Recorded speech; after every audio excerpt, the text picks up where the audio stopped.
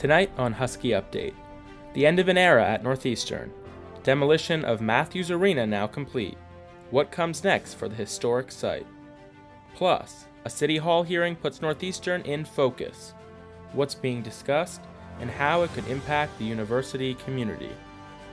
And a club spotlight on the Caribbean Student Organization, highlighting culture, community, and their annual fashion show. Turning to sports, Cassandra Joyce is live in studio with your Husky Sports Update.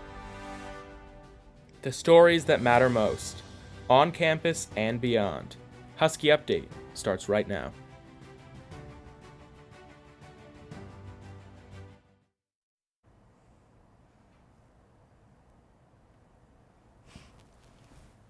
What is up, chat? My name is Arman Sarao. Hey gamers, I'm Bailey Reynolds. And welcome to the Husky Update, your source for the world's greatest broadcast coverage, live and exclusive at Northeastern University.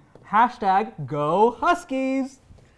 We begin tonight with airport chaos across the country. This past Sunday night, 2 Air Canada pilots were killed when a plane landing at New York's LaGuardia Airport collided with a fire truck on the runway. The fire truck was headed to another aircraft that had declared an emergency, but crossed into the path of the oncoming Air Canada jet, causing the deadly collision. 76 passengers were on board the plane, and dozens were critically injured. One of the 2 runways was closed until yesterday while officials investigated. The bodies of the 2 pilots killed have returned to Canada. And across country lines, TSA security has stretched on for hours at some airports during the ongoing Department of Homeland Security shutdown that has forced TSA workers to go without pay since February 14th. Hundreds of TSA workers have called out sick, and more than 450 workers have quit. The Senate voted to partially end the DHS shutdown and pay TSA workers. The House then rejected the bill earlier this afternoon. Security lines at airports, including Houston's Bush Intercontinental Airport, have reached 4 hours.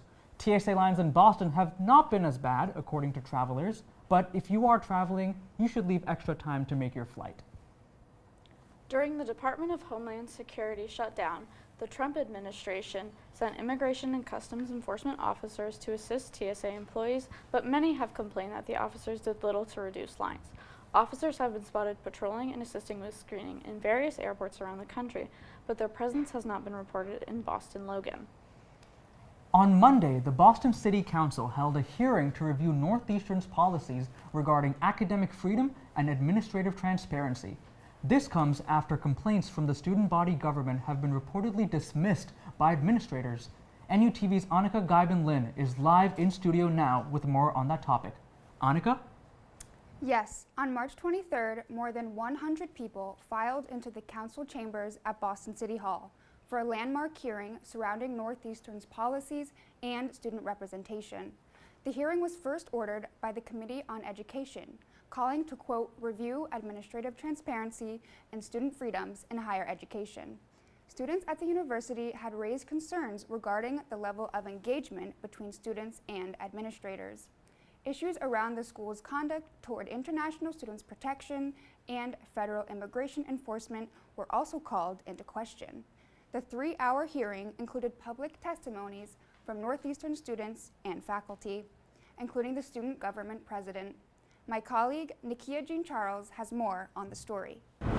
Behind me is Boston City Hall, where the City Council met this past Monday to speak with Northeastern students about academic transparency and administrative policies. In 1968, the 13 demands were created by African American students to combat racism and improve representation, and Northeastern's president promised 10% Black enrollment, while we are currently at 5.1%. To be the only Black or Hispanic or Latino student in a classroom with a Boston campus of over 9,000 students is flat out disturbing and embarrassing. Over the span of 3 hours, the Education Committee, sponsored by Counselor Julia Mejia, heard public testimonies discussing Northeastern's policies, administrative transparency, diversity, equity, and inclusion initiatives, and student representation. Budgets are cut by 75%. We deserve to be involved in those decisions. Support student-led calls for transparency, encourage Northeastern's administration to open a real dialogue with its students, in which Northeastern publishes clear annual reports on endowment investments. Northeastern's policy around protesting is extremely unclear, stating that the university will take action, unspecified, if protests in the university discretion violate any of the requirements laid out in their policy. While Northeastern's president was not in attendance at the hearing, the university has been under increased scrutiny as the federal government has threatened academic freedoms, minorities, and international students, causing some to call for greater transparency from the university. I do believe there's an opportunity for to have a community oversight panel, because all of these institutions are literally occupying space in Boston, but they have no real community oversight. Reporting from Boston City Hall, I'm Nakia Jean Charles with NUTV News. Boston City Councilor Julia Mejia, who spearheaded the discussion, promised to work on a resolution following the hearing. We will continue to track this story as it unfolds. Armin and Bailey, back to you. 2027, Hilary Duff will be this year's commencement speaker. The global superstar, known for her role on Disney's Lizzie McGuire and popular song What Dreams Are Made Of, will be addressing the undergraduate ceremony on April 29th at Fenway Park. President Aoun stated that Duff is the perfect candidate due to her creative passion stretching across multiple industries. Armand, you're graduating. Any thoughts? Yeah, I do have thoughts, Bailey. I really hope her speech is what my dreams are made of. Anyways, Northeastern Springfest concert featuring headliner Malcolm Todd with support from Bano and Cherry Crisis is officially sold out, womp womp, ahead of tomorrow's show at Roadrunner. Doors open at 6 p.m. and the concert begins at 7 p.m. Students attending should bring a valid Husky or government-issued ID, and those with tickets are encouraged to arrive early for the best spots. Free shuttle buses will run from campus to the venue starting at 4:30 p.m., with return service available after the show. It has been 3 months since demolition of the historic Matthews Arena began, and new images of the new athletic facility replacing it have now been released. NUTV's Andrew Longo breaks down what's next. It's a sight few Huskies will soon forget. Cranes digging into what's left of the beloved Matthews Arena. I never played over there, but just knowing that a lot of people had a lot of history there was kind of unfortunate and sad. The first step in a several-year project that will see the site transformed into a multi-purpose sport and event space. Jamila Smith plays on the Northeastern Women's Club basketball team. There's a lot of different clubs and sports that use Matthews, as well as Cabot, as well as Marino, to share the space and divvy it up, with our different events, our different games, as well as practices. So that transition was definitely hard. These newly released images show the new structure will tower 5 stories over St. Botolph Street, complete with an indoor track, basketball courts, indoor event space, and yes, a hockey arena. I really like the basketball courts. They're a lot, and they look like really good with a lot of light. I actually really like it. It seems like it'll be bigger. I think the last arena was pretty small compared to our student body size. And the new facility will boast an impressive 310,000 square feet, providing recreational and training facilities for students, faculty, club sports, and of course, our D1 athletic teams. There's so many things that they're going to have in that facility, even besides basketball courts. That's what I'll probably use the most. But, I can, like I said, hang out with my friends. You guys want to, go there after class and, maybe just catch a workout. But also knowing that Marino will also be free or a little bit freer because of that other facility. The complex, for now called the St. Botolph Street Multi-Purpose Athletic Facility, will host sports ranging from hockey to soccer, starting in 2028. And I think for the younger generations, this will be really amazing to have a new facility with a lot of resources in it. Carving out the next chapter in Northeastern history. In Boston, Andrew Longo, NUTV News. I'm NUTV sports reporter Cassandra Joyce. Even without a home rink after the demolition of Matthews, Northeastern women's hockey had a legendary run this season that came to an end this past weekend during the Frozen Four. Northeastern matched up against the Ohio State Buckeyes, but after a difficult 4-0 first period, the Huskies could not make up the ground, eventually falling 5-0. Despite the heartbreaking loss, the team ended with an impressive 29-9-1 record and a Hockey East regular season title. Men's hockey ended its season March 14th against UMass 4-1 in the Hockey East quarterfinals. Griffin Erdman scored the lone goal for the Huskies to end a difficult season after the fall of Matthews. Baseball split a mid-game series this week with games against Boston College and UMass Lowell. Despite a ninth-inning rally, the Huskies fell to the Eagles 3-2 March 24th. Luckily, the Bats came alive the next day against the Riverhawks as Northeastern took a 6-0 win. Just as it seems like the action is coming to an end, with many team seasons wrapping up, Northeastern athletes are staying in the headlines through signings and entering the transfer portal. Senior defenseman and captain of the men's hockey team, Vinny Borghese, was the first athlete to announce his departure after he signed a 2-year entry-level contract with the Toronto Maple Leafs. Just 3 days later, assistant captain and forward Dylan Ritzkovian signed with the Dallas Stars. Ritzkovian led the Huskies in goals this past season and will be joining his brother Justin, a former Northeastern captain, in Dallas. Women's hockey's sophomore defender Tristan Thompson entered the transfer portal March 23rd, the first women's player to go. Thompson played in 37 games and notched 3 points. Now, men's basketball has the most players on the way out so far. Despite the transfer portal not even officially open yet, it has been announced that Xavier Abreu, Lucas Roa-Schaller, J.B. Frankel, William Kermery, and L.A. Pratt will all enter. Abreu and Kermery were the team's leading scorers, and Roa-Schaller was first in steals and second in blocks, assists, and rebounds. With senior forward Yuri Fritz also gone next season, the Huskies will have a lot to make up for in their new recruit class. California jury found comedian Bill Cosby liable for sexual assault in a civil case involving a 1972 incident, ordering him to pay more than $59 million in damages. The plaintiff, Donna Motzinger, said Cosby drugged and assaulted her more than 5 decades ago, with the verdict coming after years of legal battles made possible by changes to state law. Cosby denied the allegations and did not testify during the trial, and his legal team has said he plans to appeal the decision. Now to an update on a story we've been following. Today Show co-host Savannah Guthrie says she plans to return to the Today Show on April 6th. Guthrie has been away from the show for almost 2 months while her family and investigators work to find her mother, Nancy Guthrie, who has been missing since February 1st. Little more has been discovered about her disappearance in the past 2 weeks. The Guthrie family and the FBI are offering millions of dollars in rewards for information on her disappearance. Is shutting down its Sora video generation platform just months after its high-profile launch, marking a shift away from consumer-facing AI tools. The company will also discontinue Sora for developers and remove video features from ChatGPT as it refocuses on enterprise products and coding tools. The move comes as OpenAI looks to prioritize resources and prepare for a potential IPO, with leaders citing high costs and competition in the AI video space. Some news just into the newsroom now. Professional golfer Tiger Woods was arrested and charged with driving under the influence after a car crash north of West Palm Beach earlier this afternoon. Sources say he was not hurt during the crash. They say he complied with a breathalyzer test but refused a urine test. Woods had just returned to the green after back surgery. He has been involved in a few crashes in the past decade, including another where he was arrested for another DUI offense. A vibrant Caribbean fashion show was held in Blackman Auditorium last week. NUTV's Nakia Jean Charles was there to take in the full display.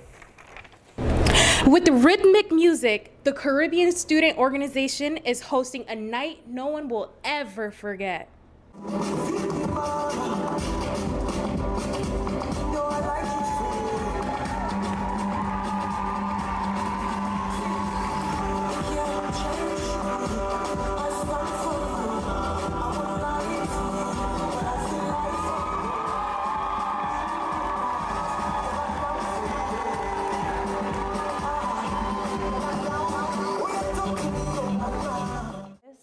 Fashion and culture show has been around longer than I've been a student, than most of us have been students. And this is more like continuing a legacy for us about the past people who created CSO.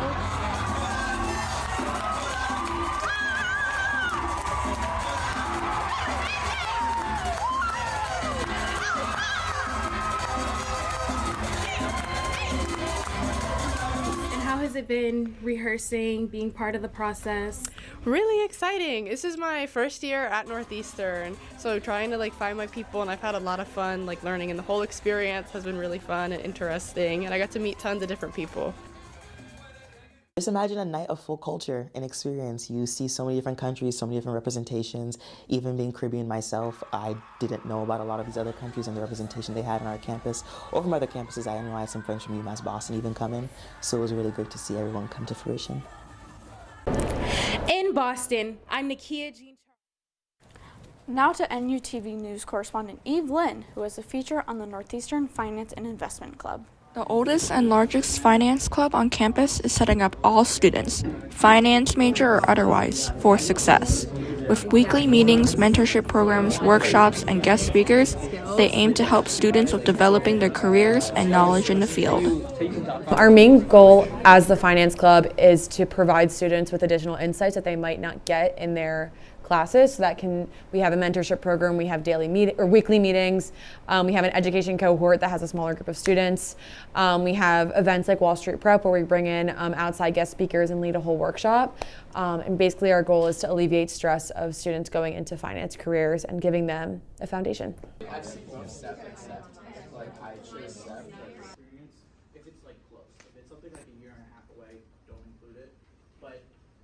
We try to cover everything as generally as possible, and sometimes we go more in depth if we have time, but we never want to kind of go too in depth on something and not be able to cover, we want everyone to be able to understand the big ideas is kind of the idea of it. No one's going to walk away being an expert, but they're going to know what they can look forward to, what they can look more into themselves within classes or other future clubs. According to Stewart, the club's camaraderie is tight-knit, with chances to communicate with and get to know students of all grades. I think overall there's a good energy because everyone is there because they want to be, really. So there's always a good mix within our e-board members. We've grown very close. We see each other all the time. I'm usually slacking them at least more than they want to be, so there's frequent communication.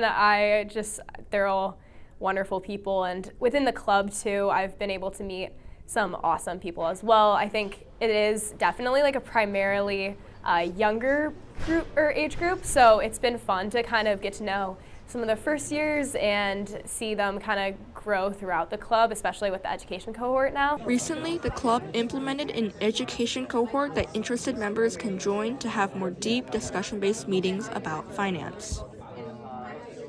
So we're able to go a little bit more in depth just because there's less people, and so we have a lot of more discussion-based meetings, whereas our Monday meetings are a lot more we're presenting information to the club.